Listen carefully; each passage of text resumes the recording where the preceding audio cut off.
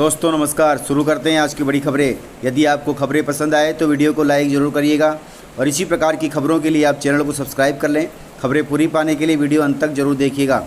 और आप हमें प्रदेश के किस जिले से देख रहे हैं कमेंट बॉक्स में ज़रूर बताइएगा। किसानों के लिए अच्छी खबर है। सरकार ने बोनी के लिए सभी फसलों के बीज दर तय कर दिए हैं।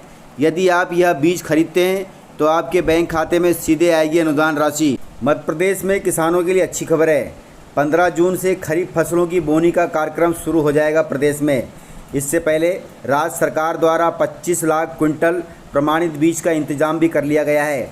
वहीं किसानों को राहत देने के लिए सहकारी समिति और बीज संघ के माध्यम से बीजों की दर भी तय कर दी गई है।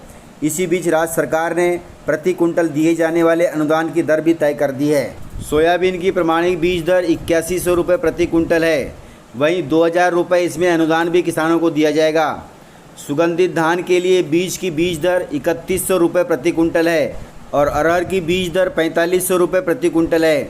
वहीं अधिकारियों का कहना है कि बीज अनुदान की राशि किसानों के बैंक खातों में सीधे जमा कराई जाएगी। राज्य शासन द्वारा किसानों को बीज खरीदने की दर तय करने के साथ साथ रजिस्टर्ड किसानों से प्रमाणित बीज खरीदने की दर भी तय कर दी गई है, जिसमें सोयाबीन का बीज 7500 रुपये प्रति कुंटल, तिल का बीज 9100 रुपये प्रति कुंटल, राम तिल का बीज 6950 रुपये प्रति कुंटल, मूंगफली छिलका युक्त का बीज 5600 रुपये प्रति कुंटल, धान सुगंधित का बीज 2600 रुपये प्रति कुंटल, धान पतला 2500 रुपये प्रति कुंटल, मक्का का बीज 2000 रुपये प्रति कुंटल, मक्का हाइब्रिड का बीज 9000 रुपये प्रति कुंटल, मूंग का बीज 7300 रुपये प्रति कुंटल, उड़द का बीज 6450 रुपये प्रति कुंटल, अरहर का बीज 6400 रुपये प्रति कुंटल और ज्वार का बीज 2500 रुपये प्रति कुंटल। ये सभी बीज दरें रजिस्टर्ड किसानों के लिए हैं जो प्रति कुंटल में हैं। मध्य प्रदेश में पंचायत चुनावों के लिए चुनाव चिन्ह का हुआ आवंटन। सभी प्रत्याशियों को मिलेंगे अब चुनाव चिन्ह। आगामी पंचायत चुनाव के लिए 30 मई से शुरू हुई नामांकन प्रक्रिया में सरपंच पद के लिए 81,951 उम्मीदवारों ने नामांकन किया है, जबकि सरपंच के कुल पद हैं 22,921। वहीं जिला पंचायत सदस्य के 875 पदों के लिए 5,983 उम्मीदवारों ने फॉर्म भरा है। वहीं जनपद सदस्य के 6,771 पदों के लिए 17,310 उम्मीदवारों ने आवेदन किए हैं। इस दौरान सबसे चौंकाने वाला आंकड़ा पंच पद के लिए आया है, जहां 3,63,726 पदों के लिए सिर्फ 95,695 आवेदन ही आए हैं, जिसका मतलब इस बार 2,68,031 पद पंच के खाली रहेंगे। सरपंच पद के लिए जो चुनाव चिन्ह आवंटित किए गए वे हैं चश्मा, कांच का गिलास, नारियल का पेड़, हस्तचलित पंप, ताला और चाबी, अनाज बरसाता हुआ किसान, सब्जियों की टोकरी, घंटी, टेबल लैंप, स्ट्रीट लाइट, हार, किताब, स्टूल, कलम दवात, कुआं, गेहूं की बाल, बस, पुल, नल, लट्टू, जग, हाकी और गेंद, टोप और वायलिन। वहीं पंच पद के लिए चुनाव चिन्ह आवंटित किए गए वे हैं सीढ़ी, फावड़ा, बाल्टी, हल, कुल्हाड़ी, बिजली का स्विच, मक्के का भुट्टा, कैंची, केतली और बेलन। इसी प्रकार जिला पंचायत और जनपद पंचायत सदस्य के लिए भी चुनाव चिन्ह आवंटित कर दिए गए हैं। ये सभी चुनाव चिन्ह जल्दी से जल्दी उम्मीदवारों को दे दिए जाएंगे। उज्जैन में महाकाल भस्म आरती के बदल गए नियम। अब फ्री में श्रद्धालु हो पाएंगे आरती में शामिल। महाकाल के भक्तों के लिए खुशी की खबर सामने आई है। मध्य प्रदेश के उज्जैन में स्थित महाकालेश्वर ज्योतिर्लिंग देश के बड़े बड़े ज्योतिर्लिंगों में से एक है। यहाँ की भस्म आरती सिर्फ प्रदेश में ही नहीं पूरे देश में प्रचलित है। लोग यहाँ भोलेनाथ के दिव्य भस्म आरती का हिस्सा बनने दूर दूर से आते हैं, लेकिन कई बार बिना बुकिंग के आने पर वे आरती का हिस्सा नहीं बन पाते। लेकिन अब ऐसे नहीं होगा। मंदिर प्रशासन अगले हफ्ते से नए नियम को लागू करने जा रहा है। इस संबंध में मंदिर प्रशासन ने बैठक की है। इस दौरान भस्म आरती के नियमों में कई बदलाव किए गए हैं। नए नियमों के मुताबिक अब भक्तों को लाइन में ही दर्शन कराते हुए बाहर निकाला जाएगा, जिसके लिए उन्हें किसी तरह के पैसे का भुगतान करने की जरूरत नहीं होगी। सोमवार से इस नियम का ट्रायल भी किया जा रहा है। यदि यह व्यवस्था उम्मीदों पर खरी उतरी तो आगे भी इस नियम को लागू कर दिया जाएगा।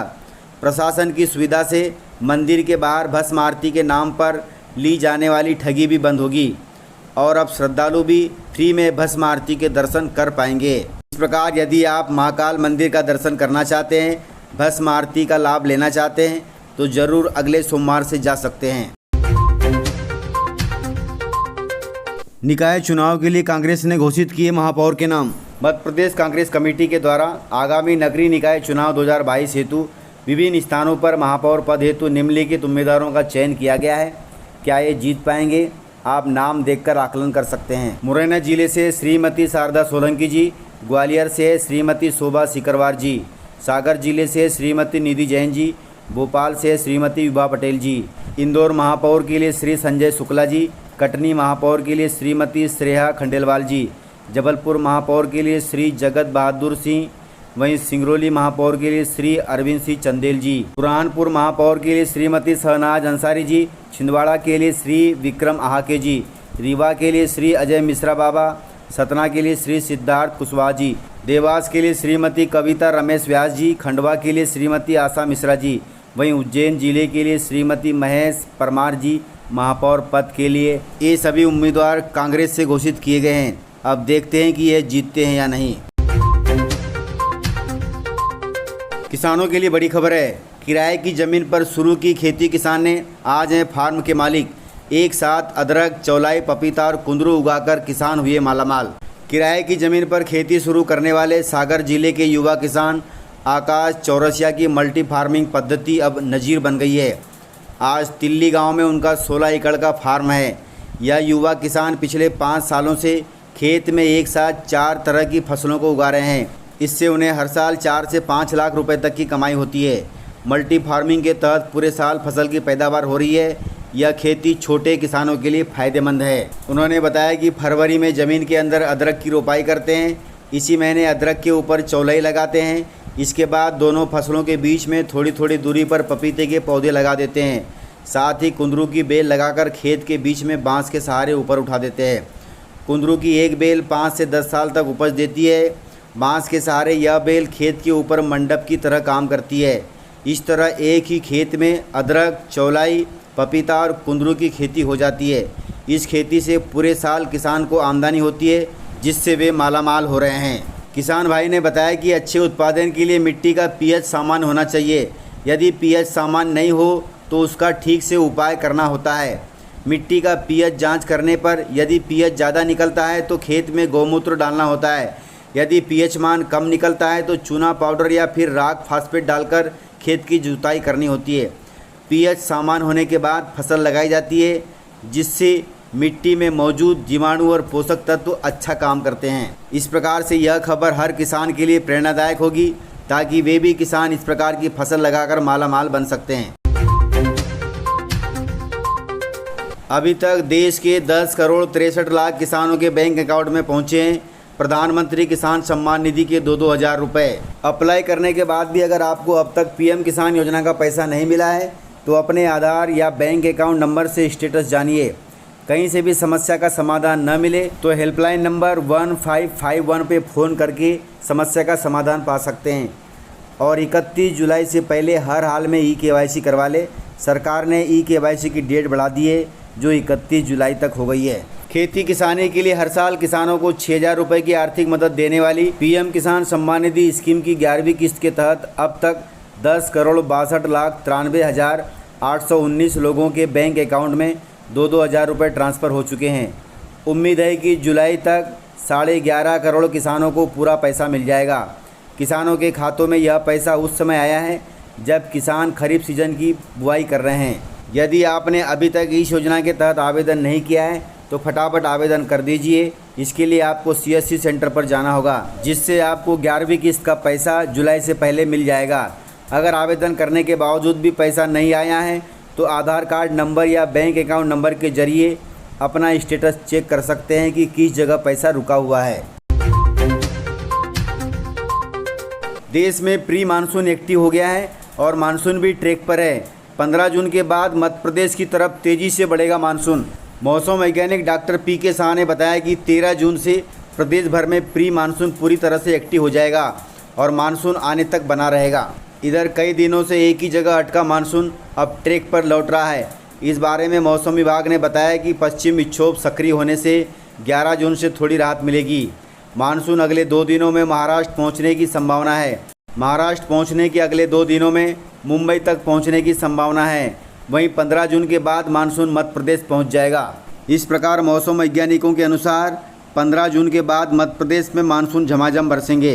बिजली बिलों को लेकर बड़ी खबर है। प्रदेशवासी पेट काट काट कर भर रहे हैं बिजली बिल, लेकिन बिना रीडिंग के आ रहा है हजारों का बिल। इस पर कांग्रेस ने सौंपा है ज्ञापन। मध्य प्रदेश में शिवराज सरकार तानाशाह हो चुकी है। पूरे प्रदेश में बिजली व्यवस्था चौपट हो चुकी है। बिना रीडिंग के ही हजारों रुपए के बिजली बिल भेजे जा रहे हैं और गरीब आदमी बिजली कटने के डर से अपना पेट काट काट कर अनाप शनाप बिजली बिल भरने को मजबूर है। बिजली की तारों को पकड़ लो तो करंट नहीं लगता, क्योंकि उनमें बिजली रहती कम है और गूल ज़्यादा रहती है। लेकिन अगर बिजली बिल को देखो तो उसकी भारी भरकम राशि को देखकर करंट लग जाता है। मध्य प्रदेश पिछड़ा वर्ग कांग्रेस के जिला अध्यक्ष ने विद्युत कंपनी में जन समस्याओं और भाजपा सरकार के खिलाफ ज्ञापन दिया है। इस मौके पर कांग्रेस नेता ने कहा कि जब कांग्रेस की सरकार थी तो लोगों के बिल कम आते थे और सरकार का अधिकारियों पर भी पूरा नियंत्रण था। कांग्रेस की सरकार द्वारा चलाई गई योजनाओं का लाभ आज भी जनता को मिल रहा है, लेकिन जब से भाजपा की सरकार आई है तब से अधिकारी तानाशाह हो चुके हैं और बिना कारण के बार बार बिजली बंद कर देते हैं और शिकायत करने पर अधिकारी मोबाइल भी नहीं उठाते। इस प्रकार से पूरी व्यवस्था ठप हो गई है। इस पर कांग्रेस जिला अध्यक्ष ने सरकार के खिलाफ ज्ञापन सौंपा है। रायसेन जिले से खबर है। रायसेन जिले में आए दिन हो रहे हादसे, तेज रफ्तार और ओवरलोड डंपर बन रहे लोगों की मौत का कारण। इस पर प्रशासन भी कोई कार्रवाई नहीं कर रहा है। नर्मदा नदी से रेत लेने के लिए आने जाने वाले डंपर लोगों की मौत का कारण बन रहे हैं। डंपर चालक ज़्यादा से ज़्यादा चक्कर लगाने के लिए डंपरों को सड़कों पर तेज़ रफ्तार से दौड़ा रहे हैं, जिसकी वजह से आए दिन हादसे होते जा रहे हैं। पिछले महीने एक पति पत्नी को शहर के पास कुचल दिया गया, जिससे उनकी मौत मौके पर ही हो गई। 2 दिन पहले भी तेज़ रफ्तार डंपर ने एक कार को अपनी चपेट में ले लिया था, जिससे कार में बैठे 4 लोगों की मौत हो गई। वहीं डंपर की चपेट में आने से व्यापारी और उनकी पत्नी की भी मौत हो गई। इसके बाद भी पुलिस प्रशासन अभी चुपचाप बैठा हुआ है। जनता द्वारा शिकायत करने पर तहसीलदार ने कहा कि ओवरलोड वाहनों पर अब कार्रवाई की जाएगी। तो इस प्रकार से जानकारियाँ थी। यदि आपको जानकारियाँ पसंद आई हो तो वीडियो को लाइक जरूर करिएगा, और यदि आपने वीडियो पूरा देखा है तो उसके लिए बहुत बहुत धन्यवाद। वीडियो को ज़्यादा से ज़्यादा अपने दोस्तों में शेयर करें ताकि वे भी जानकारियों से अपडेट रहें और जानकारियों का लाभ ले सकें। तो आज के वीडियो में इतना ही। मिलते हैं सर अगले वीडियो के साथ। तब तक के लिए जय हिंद, जय भारत।